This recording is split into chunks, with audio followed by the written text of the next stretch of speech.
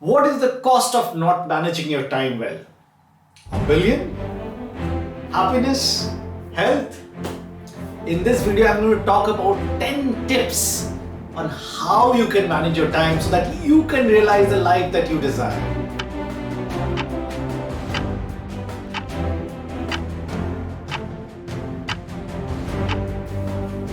The average worker spends 51% of their day in low value to no value activity. 51%, really?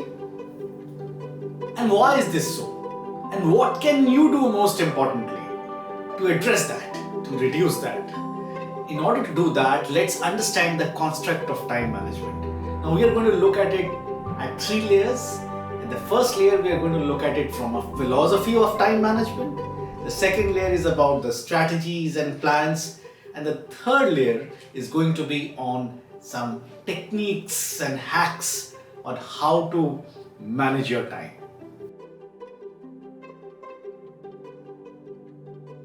So let's start with the philosophy of time management.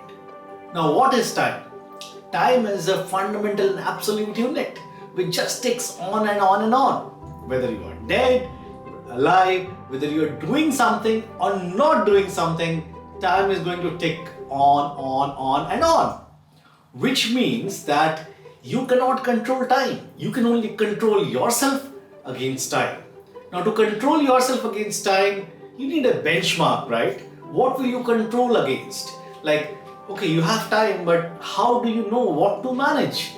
To do that, you need a blueprint of how to manage yourself. And that blueprint is nothing but the purpose of your life. It is the goal of your life. It is the purpose of the life that is broken into yearly goals, monthly goals, weekly goals, daily goals, so on and so forth.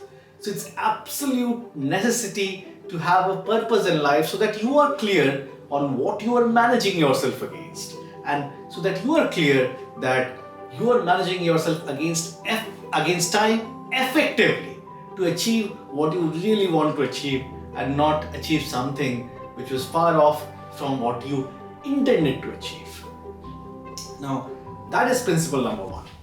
Now I'll move to principle number 2, that once you have your purpose in place, from a daily perspective, you need to leverage the power of intention.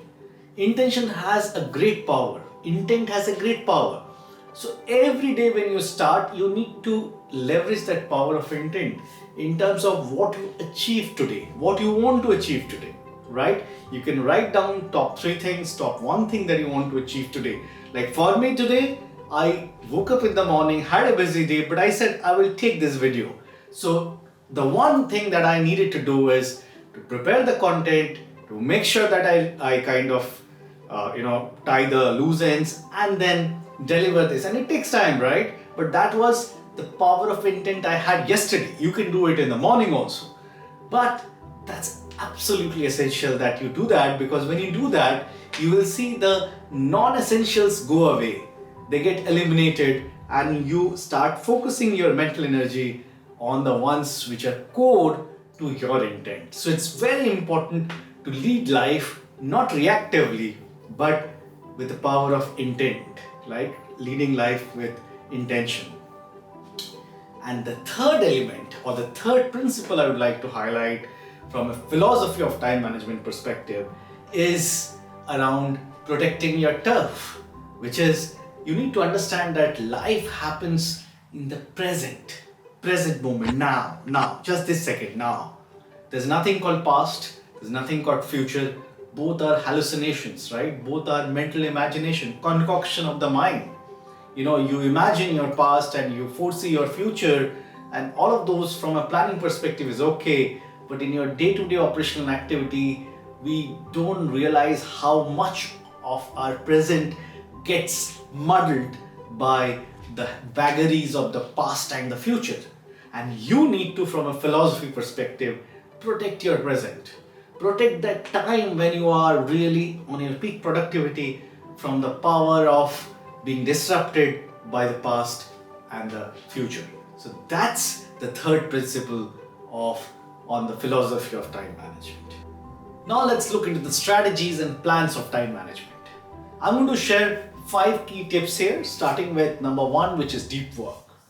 Now, deep work is, in simple words, focusing on one thing at a time and going to the depth of it, doing it really world class, avoiding multitasking and ensuring that you have no distraction, ensuring that you learn to say no to things that not adding value to your goal, right? And that's why it's very important to have a goal to manage your time effectively. What are you managing against if you don't have a goal? So once you have a goal, you know what to manage and what not to manage. In this case, you know what to say no to, right? Which activities you should eliminate, which activities you should say no, you would not like to do now, which activities you would like to defer, right? So once the benchmark is there in place, then it's very easy to take those decisions. So that is about deep work. Now I'll share a personal experience of mine. When I was doing, I'm a lifelong management consultant, strategy consultant, and I can tell you with assurance that consulting is one profession that forces you to do multitasking, right? And we take a lot of pride in that. But I can tell you, after having spent more than a decade in management consulting, that the quality of job that we do in that profession is only degrading to a great extent. To a great extent, it is degrading, right? Because, we are more focused on managing relationships, managing, client perception, rather than really doing outstanding work. These are smart bunch of people. In very less effort, they can create something which is 80%, 90% near the finished product. But that 10% takes a lot of effort, and that is where excellence comes in. And these consultants kind of miss that. They cut corners there, for sure, because the client doesn't have the ability to catch them and kind of hold them accountable that why this is not 10% more. Anyways, the point here is, please focus on deep work. It's unbeatable. Number 2, the second hack is around using time as a time multiplier. See, if you try to just focus on your efforts, you can only achieve so much. You have to find ways to delegate, to standardize and automate. You have to use the principles of leverage to really be more effective with your time. Now, I'll give an example. I know many people who are kind of saving a lot of money by not having a housemate. Now, the question is, if it saves a lot of my time and helps me focus on my job, wherein the cleaning and the cooking and the utensils can be managed by someone well at a slightly higher than a premium price, slightly higher price, why will I not do that, right? Now it all depends on, are you using the concept of time multiplier? Am I multiplying my time? Yes, I am doing that. I can get 1 hour extra to do my job better than actually doing the household cleaning. Nothing wrong with that, right? But I will always leverage that if I'm getting it at a price point which is far lower than the price point I peg for myself. Yeah? Great. The other thing is automation. Now you may say, oh, automation is a corporate term. No, you can automate a lot of your tasks. You can have robos. It's available everywhere these days. You can actually, automation in its truest form is what? You kind of standardize a task and make sure that it is kind of done in a repetitive way, done with some degree of efficiency, right? I'll give an example. I made sure that, like I've seen that getting the vegetables, that entire home supply chain used to be a trouble for me. So one way you can approach that is you fix up what you're going to have breakfast at least 4 to 5 days in a week. And once that is done, you kind of get those kind of food items ready. So I won't say that truly automation, but I'm basically organizing it, right? In such a way that it's easier. They will not tell me on Wednesday morning that poha nahi hai, go and bring the poha from the supermarket and I'm doing something and I have to jump. So, you kind of automate that task. You have a 2-week cycle that these are the kind of 14, 15 items you're going to eat, and kind of make sure that the supply chain is available, right? Including the veggies. So that is one way you can organize. The third is time utility distribution. Now remember that all of us have different period in the day when we are very effective, very focused. Like me personally, when I have to do the most complex task, I wake up at 4 a.m., right? That period from 4 to 8 a.m. is benign for me. Of course, I have to send my son to school, so that creates a bit of distraction, but 4 to 6 is super efficient for me. Now, I've seen my wife, she is very efficient in the night. After 12, she is at peak productivity. So it all depends, and absolutely fine. See, of course, from a health perspective, it's better if you are a morning riser. But again, from a productivity perspective, you have to see which period in the day, evening, night, morning, you're most productive, and choose your complex work in that period so that you can achieve peak productivity and success. The fourth element is around planning. Now, planning is extremely important, right, for time management. What I want to do tomorrow has to be planned in today. Why? Because remember, when you plan a task, there are so many dependencies, interdependencies, handover point, handoff points. Now, if you don't plan them, when you actually go to execute it, you will find that things are not happening. Oh, this remained, this is not done, and then you redo the task, or you have to do it at a later time. Just always make sure that you plan in advance, organize properly. Right from how you create your ecosystem is extremely important, right? And I have in my life, I'm not a very organized guy, but I have learned the power of being organized. Whether it is your office stationery, whether it is your closet, where you are putting your formals in one place, your informals in one place, your cufflinks, your ties, your everything has to be very well organized. It saves time. You might have heard Zuckerberg wears only one t-shirt. Why? I mean, he doesn't want to get distracted, because remember, it's not about picking a t-shirt. It takes your mental space that, okay, what should I wear today? Now, if it is well arranged, then it makes it very easy. You go and pick up anything. You have 5 formals ready before you go to office, so you don't need to think about it, whether it is pressed, whether I have the right set of belts, whether I am wearing the right accessories.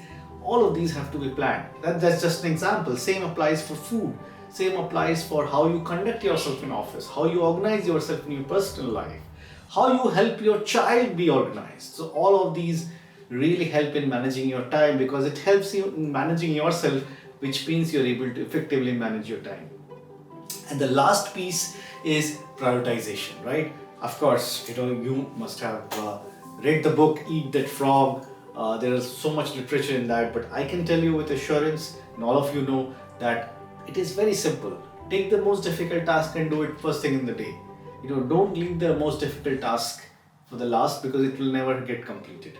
That's one. An extension of prioritization is about the urgency and the importance matrix, espoused by Stephen R. Covey, right? I mean, he has popularized it a lot in his book 7 Habits of Highly Effective People.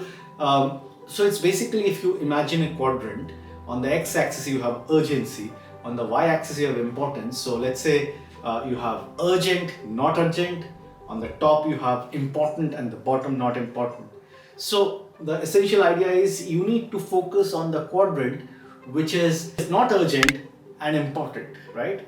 And try to reduce the activities which are in the urgent and important quadrant, this quadrant. Now, what ends up happening is we procrastinate, and everything tends to move to quadrant 1, which is urgent and important. And then you are feeling stressed to complete things, right? You experience stress. The entire idea is to address things when they are not urgent. Yeah, quadrant 2. When they are not urgent, but they are important. Like exercise, right? You don't do it every day, nothing happens, but then one day you find you have sugar, or you have pressure, right? Hypertension. Now, the way to address it is daily. This is important, exercise, but this is not urgent. So you have to address them at that quadrant. So that's the trick. That's how you have to structure your life. That's the game that it talks about. And of course, reduce the number of activities that's there, which is not urgent and not important, or which is in this quadrant, which is they are urgent, but they are not important. Yeah. So urgent, not important, not urgent, not important.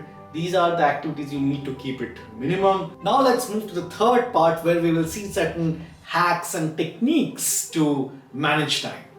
Now we'll start with something called daily scheduler. Now it's extremely important that you control your day, because now see, we are talking tactical, right? We are talking operational. So how do you manage your day? A day should be managed one day in advance. You have to plan your day very specifically with proper sequence of activities that you're going to do with time boundaries, as you can see in this daily schedule. I actually personally use this, and this has been extremely helpful in terms of straightening my day, in terms of making my day very effective. So you have to create something of this sort, which is easy. You can actually do it.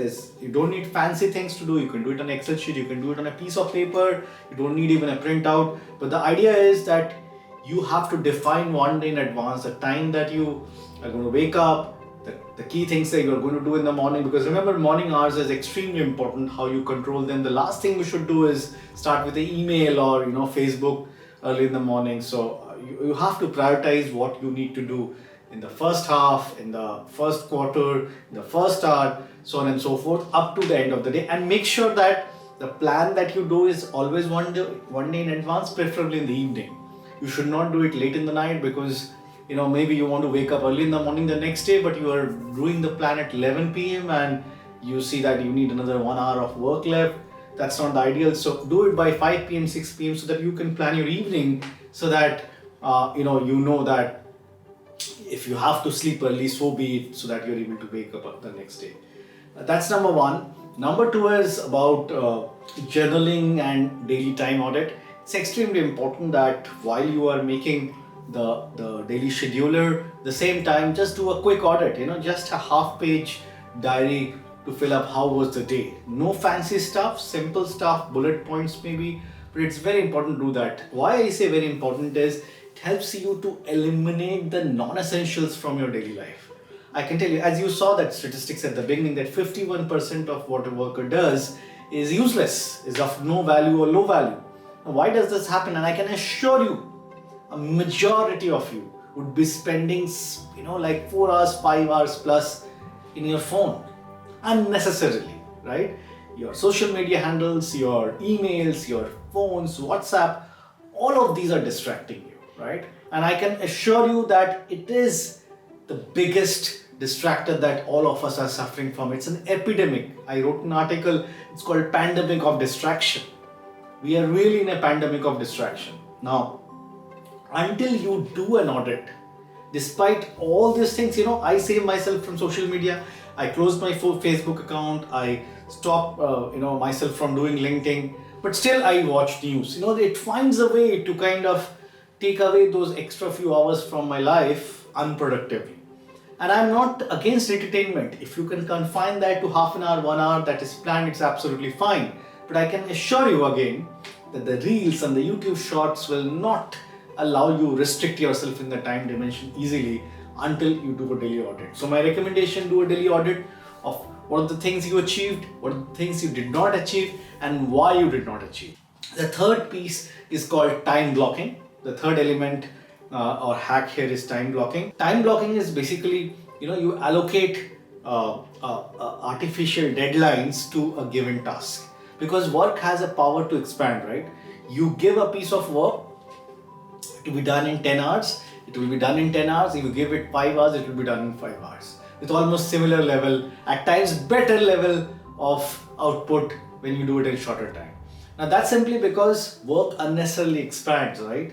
I mean, your mind kind of will do 10 things, think slowly, thinks passively if you give them more time. So the idea is to create a legitimate boundary condition for the time in terms of what you need to finish your job, by setting, let's say calendar invites or blocking your time in your calendar and adhering to that artificial deadline, so that you can derive peak productivity.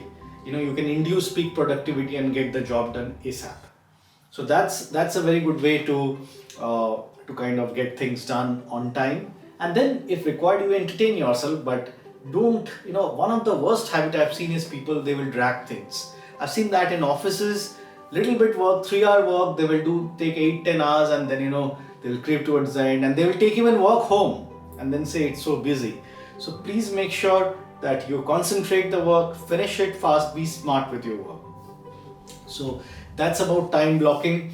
The next element I'm going to share with you is around combining tasks, right? I mean, you will find it's my experience that a lot of business people leverage it.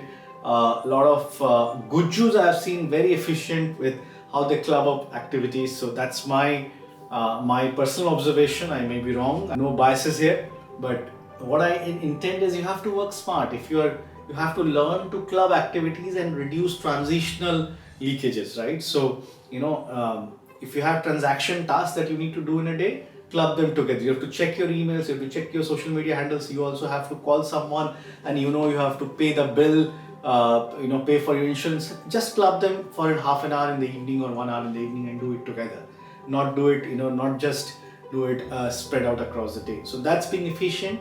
As an example, make sure that you don't switch tasks too much, because the more you switch, the more the transitional leakages happen. So reduce those switches between various kind of tasks as part of your workday.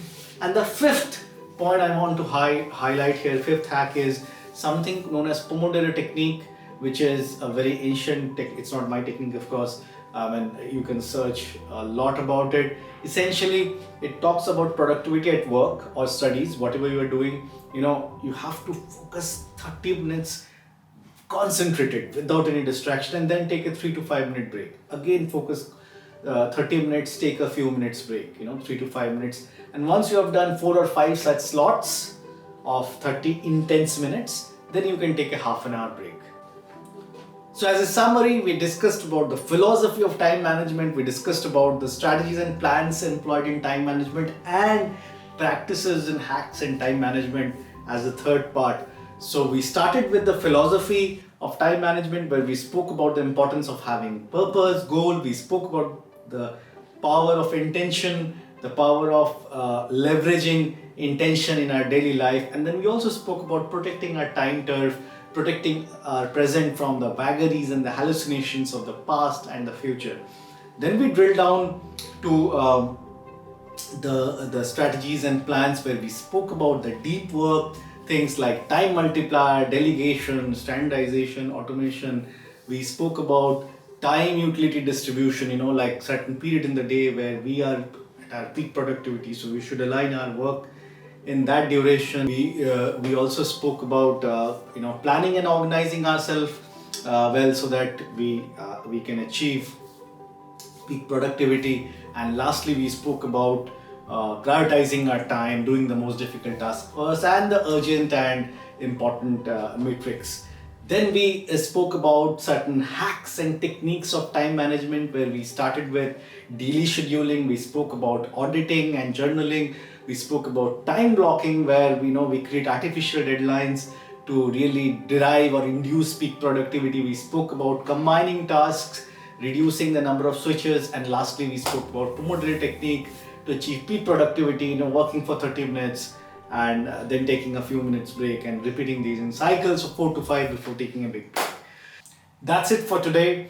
If you have any questions, comments, please share them in the comment section. If you like the video, click the like button, and please do not forget to subscribe to the channel so that my new videos can reach out to you. Thank you very much. Stay focused.